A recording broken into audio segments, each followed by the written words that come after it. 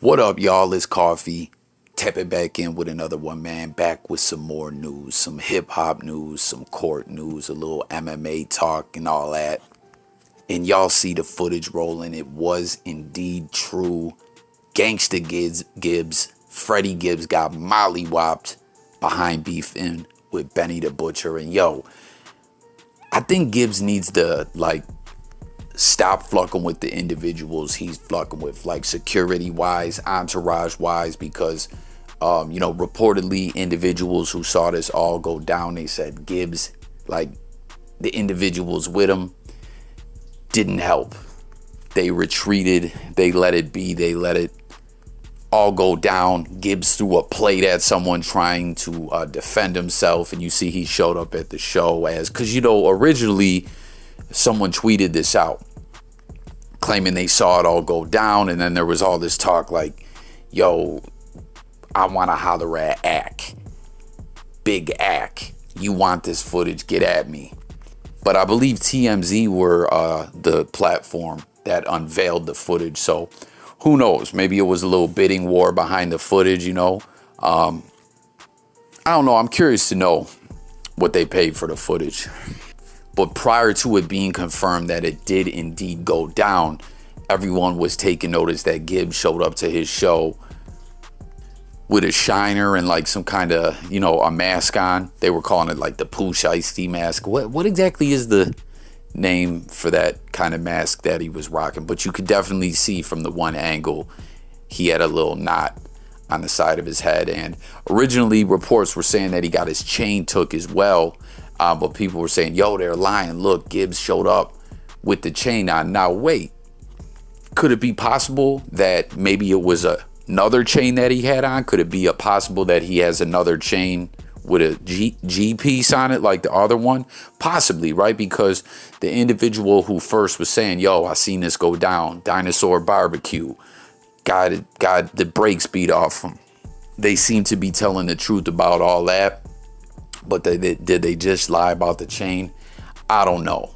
I see everyone reacting to all this news. Y'all comment. Let me know what you guys think about it. In one part, though, he's like airborne, almost flies across that whole walkway or whatever. And that woman, whoever she was that was saying, I don't have the audio on, but she's like, leave him alone. That kind of seemed to somewhat cool the situation down where things kind of ended. So Gibbs should definitely thank her.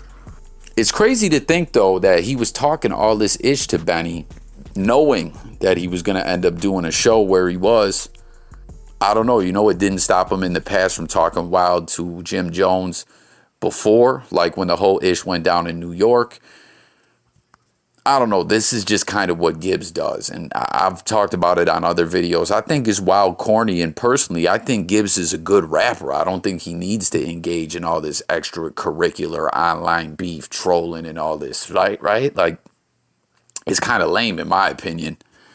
But a lot of people are talking about, oh, it was all these dudes versus Gibbs, blah, blah, blah. Like, that's just the way ish goes down sometimes. I don't know. And yes, he was still indeed walking, still indeed went to the show. I mean, hell, what did y'all want him to hospitalize the man? Jesus. You know what I mean? I don't know. I guess he just got a dose of the act right or talk right. Because personally, I never quite understood what he took so much offense to Benny saying about their time as collaborators that kind of came and went. I don't know. Who knows? But, y'all let me know your guys' thoughts on the situation, on the footage here. Benny the Butcher hasn't really, I don't believe either of them has said anything about this situation. Although Benny is saying, listen, a horrible tragedy went down and he's not going to engage in this ish talking about all this right now. You know what I mean? And we do indeed have a video coming up in a little bit regarding that horrific, pure evil event that happened. I haven't spoke much about it on the channel, but that should be up in a little while after this. Anyone new to the channel, make sure you guys subscribe. This Coffee, where we talk music, news, sports, current events, life, and much, much more all day, every day. But tap in.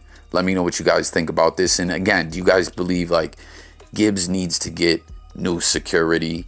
He needs to have a new entourage around him or whatever, whoever he's with. Because when the whole ish happened with Jim Jones and all that, reports was that security didn't get active like that, and some of them got aired out worse than than Gibbs. So, I don't know, man. But the rumors were true. A little MMA talk, man. You guys see this? This looks to be at some kind of weigh-in or press conference or whatever. Dude immediately hit him with that jump knee. Would they call that a high knee? I know in wrestling they call that a high knee. Obviously, wrestling and MMA totally different, right?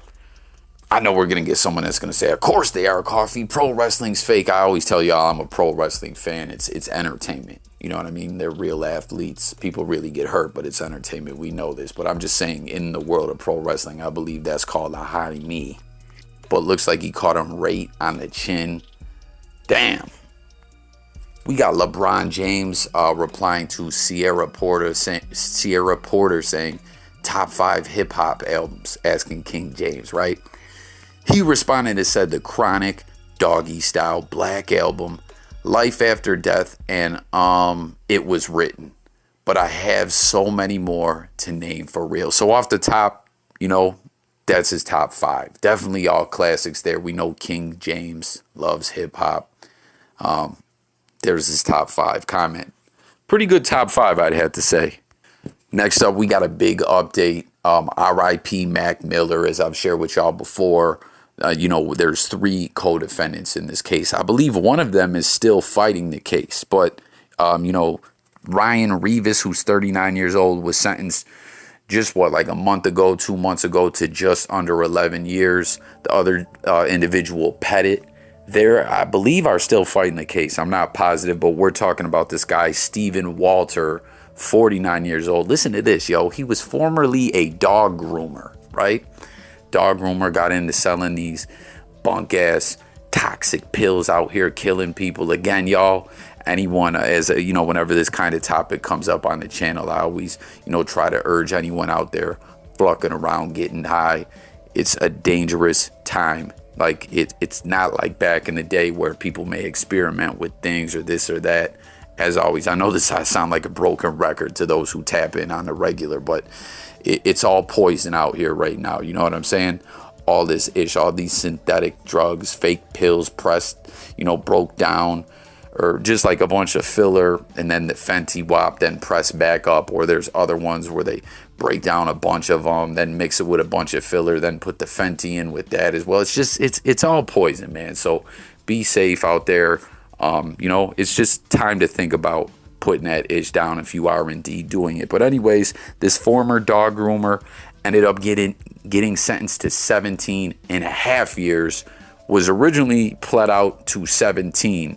But the judge basically said, I had to hit you with more, because they've been saying in the last court date as well, when he took the plea, I did a video on it and everything. The authorities, the court, have been saying that they had intel or some kind of information where they believed that it was fact that he continued to sell them pills and all that after he knew Mac Miller had died. He's trying to say, no, I didn't know. He's trying to say he sold the pills to the other dude, the Pettit dude, and he thought the pills were for him. But we know in the end they ended up going to Mac Miller. And he died. R.I.P. It's wild to think, man. In September, it'll be 4 years since Mac passed away. It feels like, I don't know, it feels like it wasn't that long ago, right? But the judge told him the court is elected not to accept that plea agreement that was originally to the 17. He said, so, sir, if you want at this point, you can withdraw your guilty plea and go to trial. I may as well lay it out. And then, what he say? When you continue to engage in this activity, even after your activities killed someone, I'm having a tough time not staying within the guidelines. And then he, the dude, said, my actions caused a lot of pain, and for that I'm truly remorseful. This is after he did say, okay, I'll take the 17 and a half, which 6 more months. But still, they had to say, we can't take that original 17. So 6 more months, right? But he said, confer with his lawyer. He said, okay, I will take it. I ain't going to trial. My actions cause a lot of pain, and for that, I'm truly remorseful. I'm not that type of person who wants to hurt anybody. That's not me. But on my paperwork where it says that I continued to conduct in that kind of behavior after I knew that there was a death, that's not true, Your Honor. Then he said, I don't know whether or not, this is the judge, I don't know whether or not you knew it was after you knew, because no one can prove what you knew and when you knew it, but it was certainly after the event. So the judge is saying, I don't know, because they've been adamant about this in previous court proceedings, that this guy knew that he continued to sell the pills. Like in the RIP to Michael K. Williams as well, if y'all recall, in his death, there was some Fenty Wap involved. Still wild for me to think that he was doing age and stuff like that. I don't know. But anyways, they had like wiretaps and surveillance and all kinds of stuff going on. And they actually even heard the individuals who sold him, the drugs that killed him. They heard them actually talking about it. Like they were well aware of what they did, that he passed away. They mentioned him by name. In this situation, they've been adamant saying they know he knew what happened and that he was responsible for it, and he continued to do it. But again, he's saying, nah, I gave the pills to this other guy. I thought he was taking them, this, that, and the third. I don't know. In the end, who knows? But, like if you're slanging them things, you knew they could kill. So like everyone knows what's going on with this Fenty Wap. So regardless of when he knew, what he knew, how he knew it, he knew what he was selling. You know what I'm saying? And then he said, I dealt with Cameron Pettit. That's the one person whose case is still pending. And he led me to believe that he was going to ingest the pills that I sold him. He never told me anything about McCormick is Mac Miller. He didn't tell me he was going to deliver those pills to another person. I'm still taking responsibility for everything that happened, but he never told me it was for another person. He was experienced in using those pills. I thought it was for him, for personal use.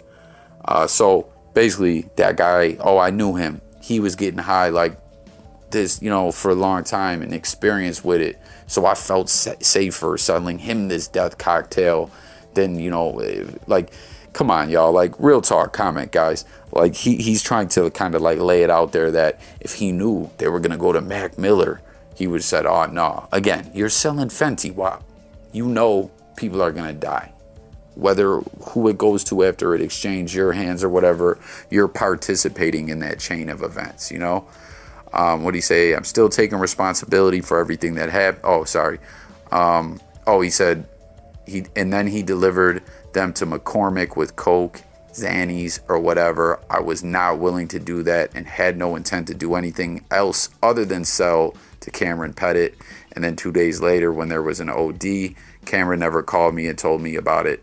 So that he had anything to do with him. So I had no idea that somebody had passed. If I would have known, I would not have continued with that type of behavior. So again, at the end of the day, he knows what he's doing. He knows people may die, but that's what he was trying to lay out there in court. The judge hit him with the 17-5, again, added 6 months to the original plea bargain that they had, and assured him, we're not just doing this to you because Mac Miller was a celebrity.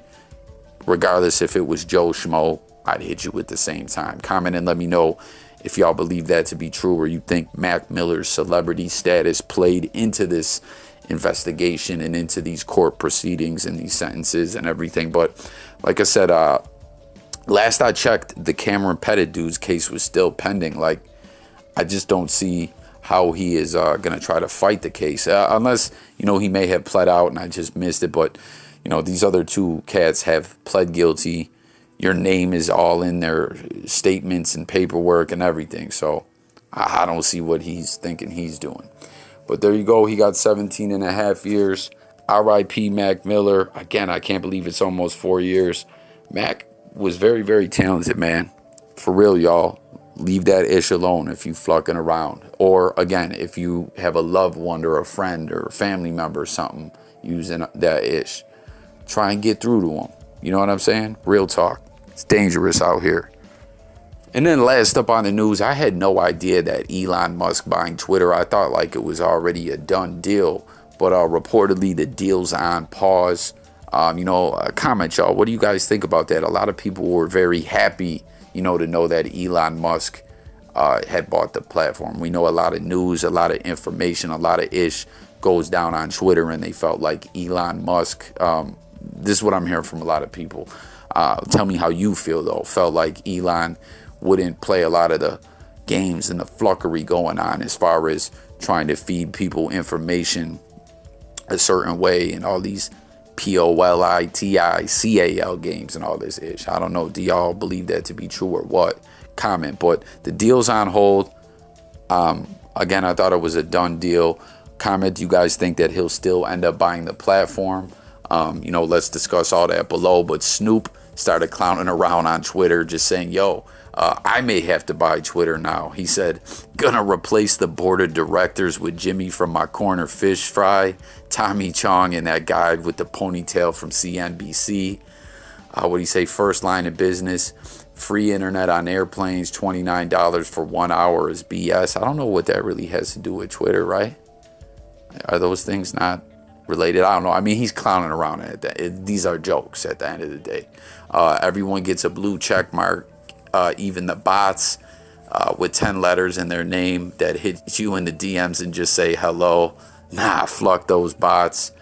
And then, he just said when Snoop buys Twitter, Elon Musk threw up a couple fire emojis and he said, yo, you bring the fire, I'll bring the smoke. So deal's on hold. We'll have to wait and see what comes of this. Snoop's obviously just clowning around. But that's going to conclude the news. Still some funny jokes, though. Snoop always got jokes, right? But that's it. Hit the comments, guys. Again, stay tuned. Got a video coming up on that horrible tragedy. That piece of garbage. We got to talk about that case. Very sad situation. That's what I said. Like Benny the Butcher was like, yo, I mean, I'm paraphrasing, but you've seen what he was talking about. He isn't worried about this BS with Gibbs right now when this horrible event went down in his hometown, So comment, sub to the channel, stay tuned. Daily videos, music, news, sports, and more. Updates, all that good stuff. Let's talk in the comments. That's what it's all about over here. It's coffee. I'm out of here, y'all. Peace.